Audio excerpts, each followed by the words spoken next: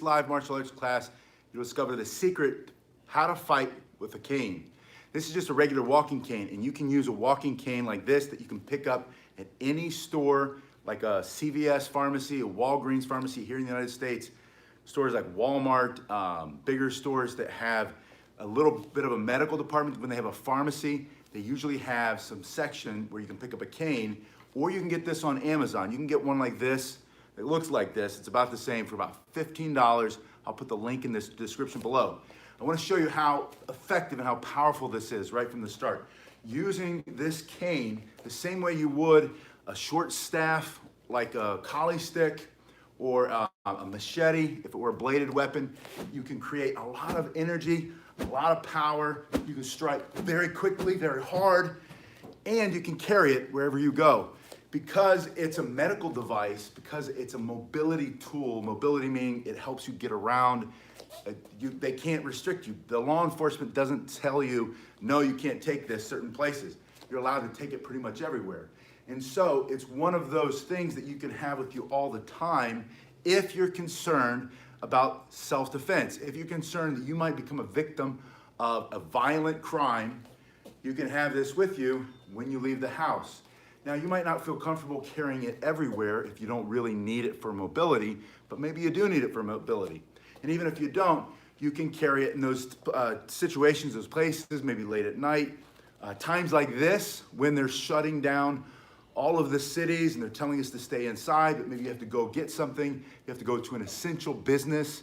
And at that essential business, you have to go late at night, maybe pick up some medicine, maybe you're not feeling well, maybe someone in your house isn't feeling well and you have to walk down the street, and law enforcement isn't around. They're afraid of getting sick, not because they're wimps or they're something wrong with them, but it makes sense. If all of the law enforcement, all the police officers get sick, they can't protect us. So they're staying back. They're only responding to emergency calls where someone's life is in danger. And you don't want to be calling them when your life is already in danger. You want to be your first responder. You want to take care of yourself. Be your own bodyguard. Carry a big stick that you can strike, hit hard with. You can drive people back. You can just push like this. You can create distance. Remember, self-defense, we talk about situational awareness. Pay attention to what's happening around you. Number two, get in a better position. Hands up. This one's open. I've got a stick in the other hand. And in this position, now I put that weapon between me and the threat. I'm here in this position. This is basically my flinch block, my flinch guard. My elbows are in, my hands are up. I'm just, I'm using my command. Don't come near me, stay back. I want to put my stick in my hands in your line of sight so that you can't see. You've got to kind of go around me. And then you get any closer, I take that deep breath for self-defense. It's a calming, clearing breath. It's a preparation. It's a mental clue or cue, mental cue. Get ready to fight, and I'm going to fight. Fight's not over till I win. Fight's not over till you win. But you got a stick in your hand. So you're here, situational awareness. Here comes the threat. Hands up and open. Stay back. It's between me and the threat. There's that breath. And I ask myself one question. What are my targets? What am I going to hit on this threat? He's walking to me. He's about the same height, a little taller, a little shorter. I'm going to hit him right in the head, right in the face, right? Create some distance. Keep him back. Maybe I'm going to jab right in the throat. Maybe I'm going to hit him in the stomach. Maybe I'm going to swing in the middle and knock him back this way. Maybe it's a different target. He's got something in his hand. I'm worried about it. It's a knife. I don't know what it is. Could be a knife. It's a gun. I don't have any other choice. I'm going to hit it, right? It's better than doing nothing. You got a big stick in your hand. And because you're fighting back, you have a better chance of getting away and staying safe. Maybe the threat is on the ground. Maybe it's an animal coming at you. Where are your targets? It's that pit bull that's wild. He's mauled somebody in the neighborhood. He's off the chain. He hasn't been fed because his owner's sick with the Wuhan, whatever. And he's coming out. I'm only a little joking, but because a couple days, someone gets mauled by a pit bull running around a neighborhood somewhere in the United States. And then, it happens in other countries too. Maybe it's a different kind of threat. Whatever it is, it doesn't matter. The principles are all the same. Techniques will be different. Targets are different. The weapon is what we're talking about right now, this one here. I'm going to give you some ways to use this. First, we're going to warm up. Hold it with your palm facing the sky right here on that hook. And you're gonna spin. And the purpose of the spin or twirling of this cane is the same as every other weapon. It's to lubricate the joints, it's to engage your core, it's to get your heart rate up, it's to create proprioception, the feeling for the weapon, space and time, how it's moving.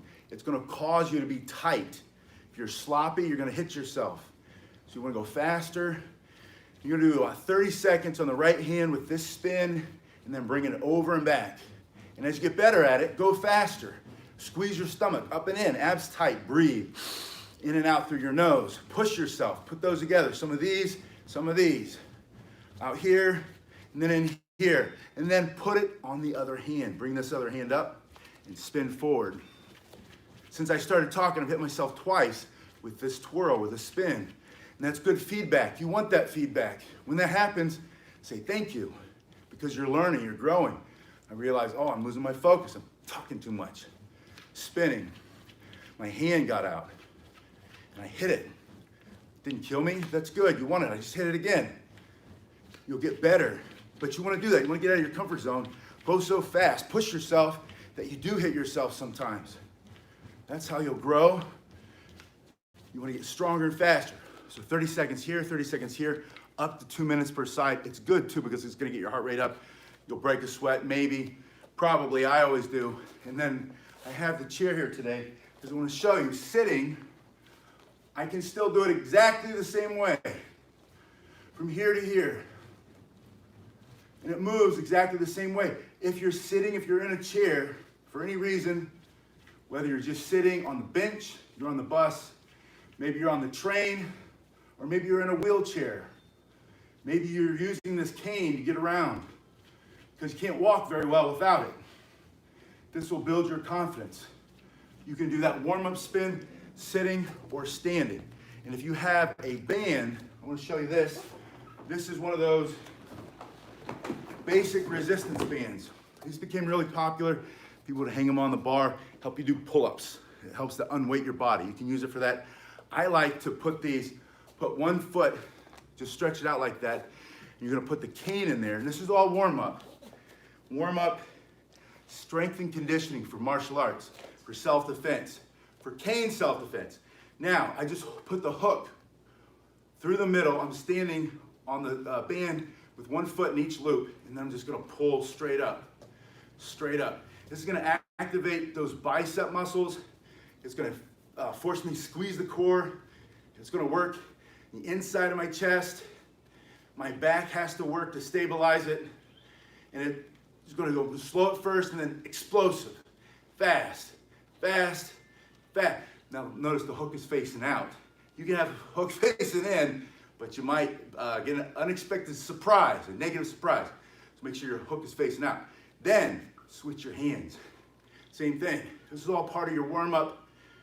You're gonna do 30 seconds. Don't worry about numbers. Don't try to do 10, 15, 20. Do 30 seconds with the right hand on top and then switch hands, 30 seconds. My heart rate's getting up, my blood's starting to flow. And if you're sitting in the chair, you just hook that around something in front of you and you do the same thing, but point it over your, like this, right? Over your shoulders, so you don't hit yourself in the throat, and then you just switch. I've tried it. It works really, really well. 36 years old. Yes, my youngest old student is 72, started at 72. Bo, who sometimes you guys see, one of my students, Bo Brown, guy works out 3 times a week. We work out through the portal on Facebook for an hour. I just worked out with him this morning. Started when he's 68. He's 72 now. And he moves better than most 40-year-olds that I know. Maybe better than most 36-year-olds, I don't know. We'll see where you are when you start. But yes, you are never too old and it's never too late. And right now is the best time to start. Right now, right this second, get up. If you don't have a stick in your hand, pretend. Do what I'm doing, follow me. Now, from here, I want to go into some basic strikes. With your hand on the cane, you're gonna step forward with your right foot, the cane's in your right hand. When you bring that up, let it slide down a little bit.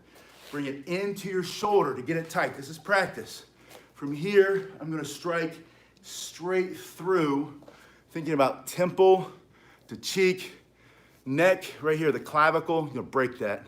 not gonna be able to move their arm. You're gonna break their clavicle, go through the other side, but you wanna keep it tight. And here, in this center line, this is not the center line. This is too far, too wide out. You're welcome. You've got to get started. Start now. From here, striking. Now, you can bring it up. See how I have it up higher? That also works. That's a hard strike. That's just as hard. Maybe even harder because it's faster. But it's also because I'm pushing out, creating an arc, a half circle, creating this arc from my shoulder, pushing it out. I'm not gonna hit the ceiling.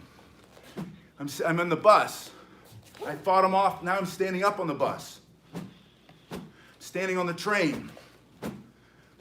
Because it's coming from your shoulder, you can still defend yourself. It's extremely hard. The cane that you get, even if you get the $15 basic cane, the wood is hard enough and it's gonna move fast enough that the skin's not strong enough to stop it. The muscles that's in there, it's gonna just smash everything. You're either gonna open the skin up, but you're definitely gonna destroy things. You might break the bone, you'll probably break a bone. For self-defense, it's a very effective self-defense weapon. This is how you fight with a cane.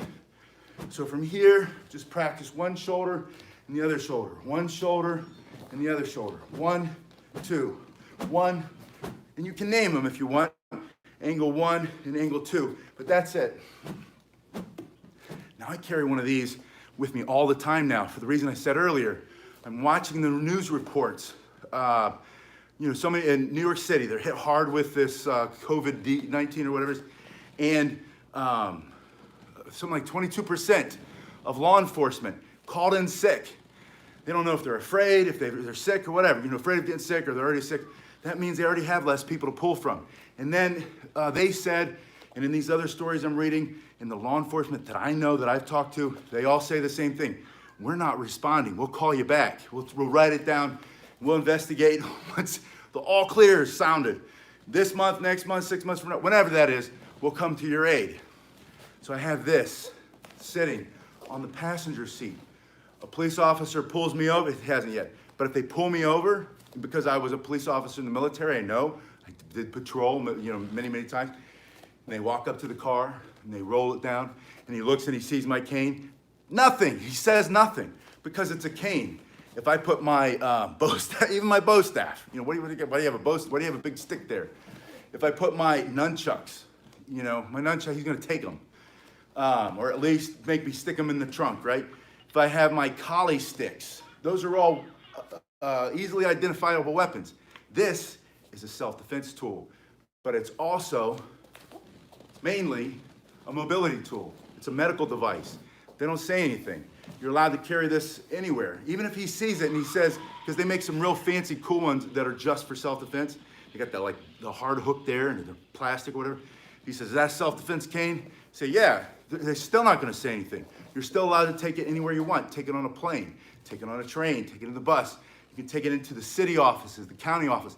If any of them were open, they're all closed, right? You can take it to the hospital while you're going to get your test.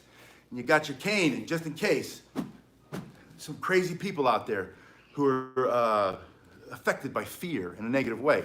You're not gonna have that kind of fear. You might feel it, but you're gonna respond to it. And you feel confident because you have your cane. All right, so we have these first 2 strikes. This is, we're gonna practice, and again, we're talking 30 seconds, right? 30 seconds, and then faster, and faster. And I want you to go as hard and as fast as you can toward the end of that 30 seconds to get a feel for what it's like, because this is fighting with a cane. It's not a martial arts dance, right? It's not pumse, it's not kata. I'm not just showing, I'm not doing wushu and kung fu with it. I'm fighting, knocking them back. The second 2 angles come up from the bottom. Your palm is gonna face the sky. You're gonna bring it up this way. And the reason we bring it up this way with the palm up is because if it runs into something, it's not coming out of my hand the way my hand's made. My hand's this way, and I bring it up this way. That seems intuitive, right? That seems faster. Some people teach that, faster. Problem is, it peels out of the hand. Try it on the bag all the time. After a while, when I really get into it, as hard as I can, it starts to come loose from my hand. I don't want to lose my cane. when I'm defending myself. I want to fight with a cane, I want to keep it in my hand. Palm up, coming through, same angles, but just the other way, from the hip. For the same reason as before. You want to keep it tight when you fight. Fight as tight as you can get. Keep the stick between you and the threat. So keep that tight, 30 seconds here, and the same as before. Faster and faster. Faster and faster, and then finally right through the middle. 1, 2. This horizontal strike. And remember, all these strikes can be done high to the head level, middle of the body. Why would you hit them right in the middle of the body? Maybe they've got something in their hand again, remember? Just knock that out of the way as hard as you can. And then there's that animal on the ground coming at you. Smack him in his nose. Knock him off, keep him back. For self-defense, don't be cruel. The animals are human, it's just silly. All right, so we have 1, 2, 3, 4, 5, 6, and then straight down the middle. That's the last strike I want you to practice, and I want you to put them together. 1, 2, 3, 4, 5, 6, 7. Put it in the other hand. 1, 2, 3, 4, 5, 6, 7. Put it in the other hand. 1, 2, 3, 4, 5, 6, 7. When you put it in the other hand, you can also just put it like that, because hitting them with this is also very effective. Whether you hit them with that part there, that hook, and really just rip them up, or if you hit them with the back of it, or if you hit them with some part of that. That's like a big knuckle coming right into their face. So you can hit them with this side too. 1, 2, turning it up, through, and down. Now I want you to put your hand there, and from here, I want you to shove it. Hello, good night, or good morning, wherever you are. Good morning or good evening. Striking this way. The best thing about YouTube is that we're all over the world. 1, 2, 3, 4, 5, 6. Supported here. Think of a bayonet. That's that knife, right? The fighting knife goes on the end of the rifle when you have to hook and jab and fight when your bullets run out in war. That's true. Good evening in the UK. 1, 2. I don't know if you know Brian Rose. And Dyke, is that his name? Been watching that lately, coming out of London Real. Uh-oh, probably gonna get taken off now just for saying it. 1, 2. Conspiracy theories are always fun. And I'm not a conspiracy theorist by any stretch of anybody's imagination, but I keep asking myself the same kind of questions, like, what's going on? All right, 1, 2. Anyway, I hope you're in a part of the UK that's beautiful, and the sun shines during the day, and it's not super foggy, and just gorgeous. All I can think of right now is Manchester, Scotland, up Dan Pena, up at his castle. Beautiful. But man, that weather would be enough. I couldn't do that weather every day. 4, 5. Thank goodness when I went to Dan Pena's seminar at the castle, it was standing all day long.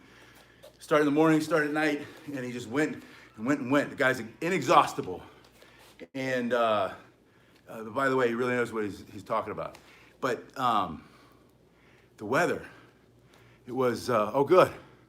Oh, good. Well, hopefully you're south of Manchester, although it's all beautiful. I love driving through the countryside, headed out to, I can't think, Dundee is close to where his castle is, up in Dundee. Jab. All right, so that is what you're going to add. And then from here, imagine they grab hold of the middle of your staff. You're going to turn it up. Turn it up. When they turn it, their hand's going to go like this, or it's going to go like this, and both ways are right. Don't overthink this stuff. Martial arts self-defense techniques, cane techniques, must be super duper simple. Now there are lots of cool hooks and pressure points and joint locks and takedowns and sweeping motions that you'll learn if you spend long enough working with the cane because of the hook. Because of the hook. There's a lot of stuff you can do. You're standing here, he grabs your hand, you bring the cane around, he's down, and then you knock him on the ground. All that stuff works, that's all great, but those complex moves are not what I want you to learn from the start. When you learn how to fight with a cane, just think about slicing them up, right? Like a sword. 1, 3, 4, and then here, and then any combination of those. Maybe from here, you're in this and there's one strike. You grab and then it's the back of the cane. And then another strike to finish them off. Maybe you're sitting again. You're on that bus. Or you're at the Manchester airport. You're waiting for your flight when they open it back up. And you're sitting like you're right here. All of a sudden, it's like out of the corner of your eye, you get your hand up, you block, and then you strike. It's very effective, no matter how you use it. These canes, these fighting canes, working from here. Now, back to this. They have it here, this twists, and then you're pushing it. And you can see, of course, I don't have anybody to do it with me. You're pushing it here, from here, just straight into the body, and it looks like this. Hold it here, twist it, and push straight down. Nice. Made it, Ken. I love that. Whenever you can make your own martial arts weapons, that's my absolute favorite. Very first martial art weapon that I identified as a weapon was a pair of nunchucks that one of the neighbor kids had made. And he'd walk around menacing people, menacing. He was a bully in the neighborhood. And my brother, who's really my uncle, he's only 11 years older, he's a little touched in the head. He's born that way. He's even worse now. But when we were kids, man, he'd fight anybody. And we were like this, which meant I had to fight everybody. So my first weapon, this kid, he's swinging these nunchucks. My brother walks right up, kicks him right in the jimmy. Bam! Punches him in the face, gives me the nunchucks. That's how I got my first pair of nunchucks. Now, that's not a story for the kids or for bedtime or whatever, but that's a true story. If you don't know what you're doing with your weapon or you're not committed to using it, that's what happens. That's what happens. When you pick this up, that's why I want you to strike like this, right? I want you to get in your mind. You make a mental picture. Here comes the baddie. Since, bam, like that, right? Bringing it through. And then you jab, and then he grabs it, boom, straight down, and then the other way, and the other way. And I know it seems comical, right? Because I'm getting all excited and intense, but that's how you have to practice. You have to put that mental picture in your head. We call it crawl, walk, run. Slow, smooth, smooth, fast. Same kind of concept. But you go slowly. You learn the basic big motion. And then a little quicker as you refine it. As it gets stronger, your muscles change, your body changes. And then you put more energy, more power. So that by the time you're running, you've got great angles, incredible speed, wicked power. You can do all kinds of different techniques, but you have to push yourself to get there, but start super slow, right? But if you don't ever go to that point where you feel like ridiculous speed, there was a crazy movie when I was a kid, Spaceballs, I think they called it, and the guy had something called ridiculous speed. That's what it is. It's that ridiculous, just out of control almost. So fast that you'd have to drop it a couple times and pick it back up.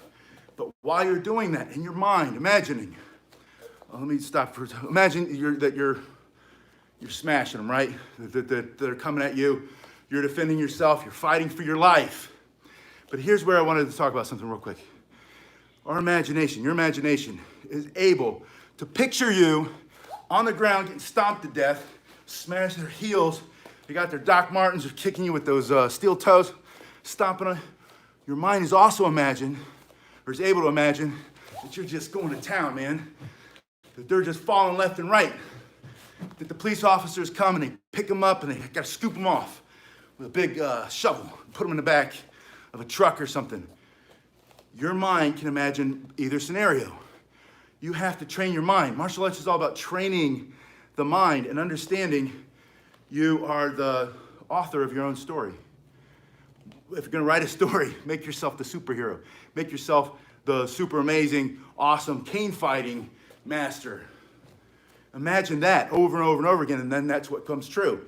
But when you don't do exercise, you don't sweat, and you don't pick up a stick, and you just read about it and think about it and read about it and think about it and talk about it and criticize others when they're doing it, that's when you fall into that other category.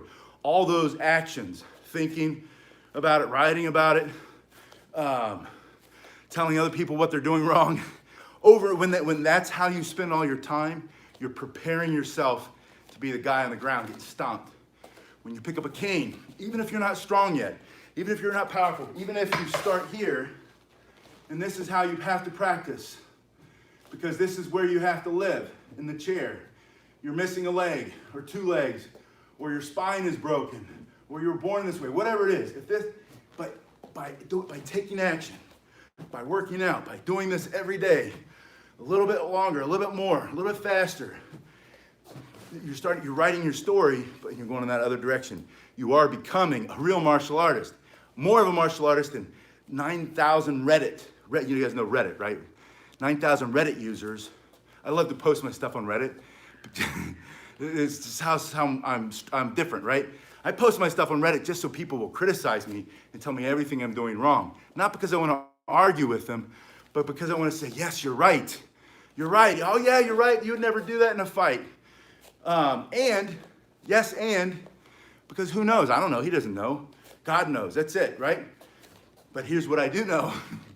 When you take some action, when you start writing your story, you make yourself the hero of the story, then your body changes, your mind changes, your confidence grows, your self-esteem grows.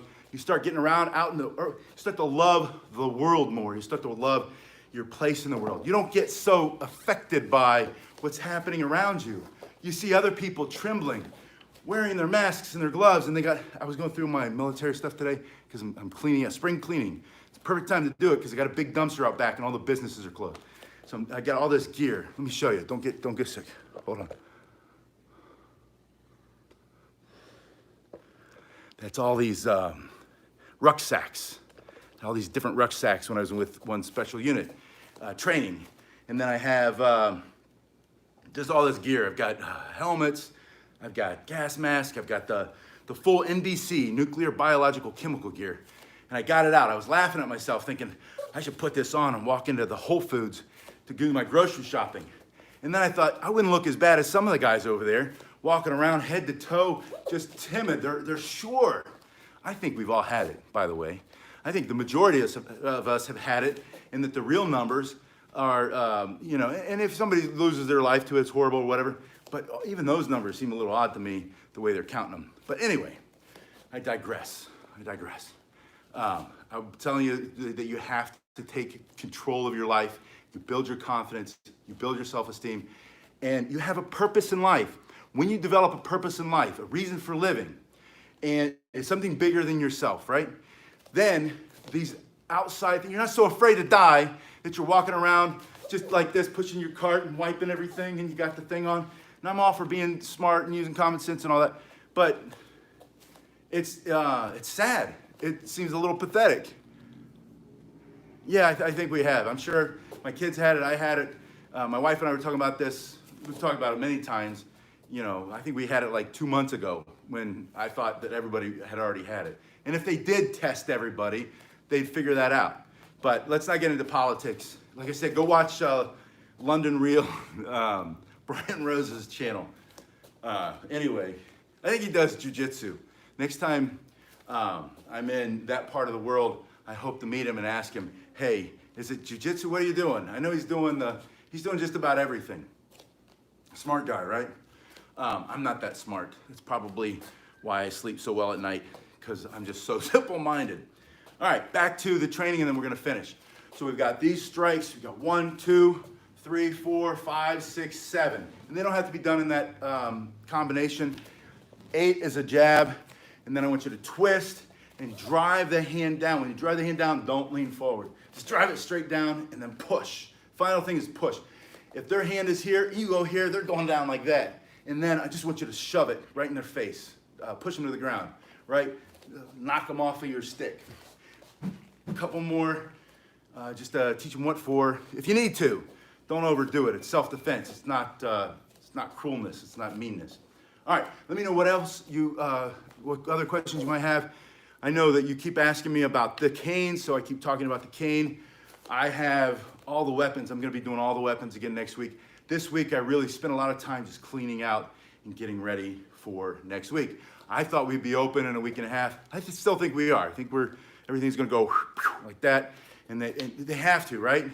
Most of us can't survive much longer than 2 more weeks without any income. So I'm thinking probably we're gonna go, they start opening things back up. They're gonna start to assess and say, oh, well, maybe we had the numbers wrong, the projections were wrong.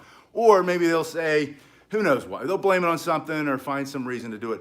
But anyway, I've been cleaning, just bleaching stuff and cleaning stuff and throwing things away.